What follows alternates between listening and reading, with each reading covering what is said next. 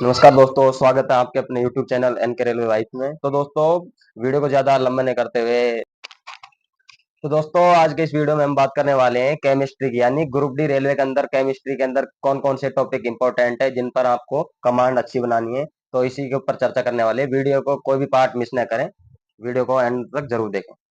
तो दोस्तों, सबसे पहले हम बात करने वाले हैं केमिस्ट्री में टॉपिक पदार्थ और उसकी प्रकृति, यानी अणु परमाणु, इनसे रिलेटेड क्वेश्चन कैसा बनता है।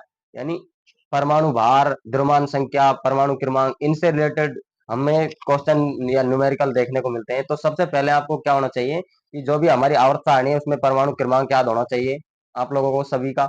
उसके बाद हमें द्रव्यमान संख्या का पता होना चाहिए, यानी द्रव्यमान बोले तो परमाणु भार होता है जो किसी भी तत्व का, वो हमको रेगुलर कंठस्थ याद होना चाहिए। कोई इससे रिलेटेड कोई क्वेश्चन आएगा, जैसे मोल अवधारणा से रिलेटेड क्वेश्चन ज्यादा देखने को मिलता है रेलवे ग्रुप डी में। यानी जैसे मान लो सोडियम के 10 ग्राम में इतने अणु आते हैं, तो सोडियम के 20 ग्राम में कितने परमाणु या अणु बनेंगे। तो ऐसे रिलेटेड क्वेश्चन बनते हैं जिनको हम न्यूमेरिकल के थ्रू समझ सकते हैं। यानी इससे रिलेटेड न्यूमेरिकल आपको देखने को मिलेंगे। नेक्स्ट हम बात करें तो टॉपिक जैसे समभार, समस्थानिक, इनसे रिलेटेड भी आपको बहुत ज्यादा क्वेश्चन देखने को मिलते हैं। या फिर मैं बात करूं तो गैस, जैसे गैसों का आचरण, गैस से रिलेटेड आपको क्या क्वेश्चन देखने को मिलते हैं। गैस में सबसे ज्यादा जो इंपॉर्टेंट क्वेश्चन बनता है न्यूमेरिकल, वो बनता है PV is equal to nRT, इस फॉर्मूले बेस पर। यानी गैसों का जो अवस्था समीकरण है PV is equal to nRT, जो चार्ल्स का नियम, अवोगाद्रो का नियम, गैलुसेक का नियम, या फिर बोयल का नियम, इनको बड़े अच्छे से कवर करके जाएं। उसके बाद हम बात करें आवर्त सारणी आपको कंठस्थ करनी है मेंडलीव की, या फिर बोले तो न्यूलैंड्स के जो अष्टक नियम है उनको जो क्रम है वो भी आप बड़े अच्छे से कवर करके जाएं। एंड इसके बाद हम बात करें रासायनिक बंध, इसमें आपको जैसे सहसंयोजी बंध, उपसहसंयोजी बंध, या फिर हाइड्रोजन बंध, इससे रिलेटेड क्वेश्चन भी आपको बहुत ज्यादा देखने को मिलते हैं। नेक्स्ट टॉपिक है हमारा ऑक्सीकरण और अपचयन अभिक्रियाएं, यानी कौन कौन से पदार्थ का अपचयन होता है, कौन कौन से पदार्थ का ऑक्सीकरण होता है। इससे रिलेटेड अभिक्रियाएं बहुत ज्यादा एग्जाम में पूछी जाती है, खासकर रेलवे ग्रुप डी में। अम्लीयता का क्या क्या क्रम होता है, ये भी आप कवर करें। उसके बाद में हम बात करने वाले हैं दोस्तों लवण से रिलेटेड जो भी अभिक्रियाएं हैं उसको बड़े अच्छे से कवर करके जाएं। जो कि लवण बनते हैं, कैसे कैसे उनका निर्माण होता है, रिएक्शन होती है, उसे कवर करें आप बड़े अच्छे से। नेक्स्ट हम बात करने वाले हैं दोस्तों कार्बन एवं उसके यौगिक, ये भी एक बहुत ही ज्यादा केमिस्ट्री का इंपॉर्टेंट टॉपिक है। कार्बन जैसे एथेन, ब्यूटेन, प्रोपेन, ये सभी कार्बन है के यौगिक हैं। तो ये कैसे कैसे बनते हैं, इनका क्या क्या सूत्र होता है, क्या संरचना होती है, सीधे सीधे इनसे क्वेश्चन बनते हैं। तो आप इसे कवर करके जाएं। उसके बाद हम बात करने वाले हैं दोस्तों ईंधन, ये भी एक बहुत ज्यादा इंपॉर्टेंट टॉपिक है। वैसे तो आपको लग रहा होगा ईंधन कोई टॉपिक नहीं है, लेकिन ईंधन में से सबसे ज्यादा और ज्यादा क्वेश्चन देखने को मिलते हैं, क्योंकि आजकल सबसे ज्यादा बढ़ती हुई समस्या है पॉल्यूशन। तो उसका निपटारा, जो पॉल्यूशन है वो सबसे ज्यादा किससे फैलता है, ईंधन से ही।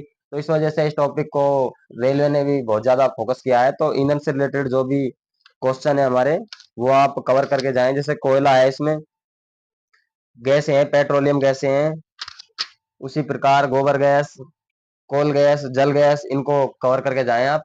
उसके बाद में बात करने वाला हूं दोस्तों टॉपिक मेटल, यानी धातु। यानी धातु से आपको कैसे कैसे क्वेश्चन देखने को मिलते हैं दोस्तों। तो धातुओं में आपको जितने भी धातु से यौगिक बनते हैं, जैसे एल्यूमिनियम बॉक्साइड, या फिर सोडियम बोरेक्स, उसी प्रकार ये जो लवण वगैरह बनते हैं, जिप्सम, इनको सभी को अच्छे से कवर करना है आपको। जो इनसे यौगिक बनते हैं उन्हें आप अच्छे से प्रैक्टिस कर सकते हो।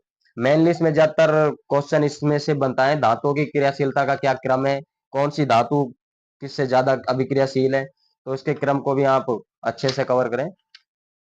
नेक्स्ट हम बात करने वाले हैं दोस्तों केमिस्ट्री में जो टॉपिक है अधातु। अधातु में से भी क्वेश्चन आपको देखने को मिलता है, जैसे हाइड्रोजन, नाइट्रोजन, ऑक्सीजन, ये सभी गैसें हैं, इनके क्या क्या गुण धर्म है। इसमें एक टॉपिक आता है हेलोजन, इसमें से सबसे और सबसे ज्यादा क्वेश्चन आपको देखने को मिलेगा। हेलोजन सीरीज के अंदर आपको जैसे कौन कौन सी तत्व आते हैं, उनको उनका क्रम है। उसके बाद में मैं बात करने वाला हूं दोस्तों मिश्र धातु। यानी सब मेटल यानी मिश्र धातु में से भी आपको सीधा सीधा एग्जांपल पूछ लेता है, जैसे पीतल किससे बना होता है, जैसे कॉपर और जिंक से। उसके बाद जैसे कांसा कॉपर और टिन से बनता है, इससे डायरेक्ट एग्जांपल आ जाते हैं, तो इसको भी आप कवर करके जाएं। नेक्स्ट हम बात करने वाले हैं दोस्तों कांच।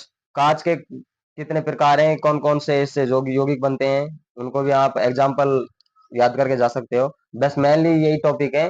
अब इनमें सब में मैं बात करने वाला हूँ बहुत ही ज्यादा इंपॉर्टेंट टॉपिक केमिस्ट्री के।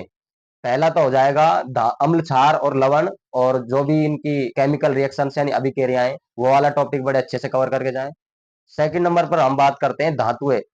धातुओं में भी खासकर आपको क्या कवर करना है, मेंडलीव की आवर्त सारणी। मेंडलीव की आवर्त सारणी आपको कंप्लीट कंठस्थ याद होनी चाहिए, और उसका क्या क्या तत्व का परमाणु द्रव्यमान संख्या है वो भी याद होनी चाहिए। तीसरा टॉपिक हम बात करने वाले हैं दोस्तों, जैसे धातु या और उनसे बनने वाले यौगिक। ये भी बहुत ज्यादा मेन इंपॉर्टेंट टॉपिक है, तो ये तीन चार टॉपिक्स पर बहुत ज्यादा कमांड बनानी है। बस वीडियो में आज के लिए इतना ही काफी। अगर वीडियो अच्छा लगा हो तो एक लाइक करें और चैनल को सब्सक्राइब करना न भूलें। Thanks for watching.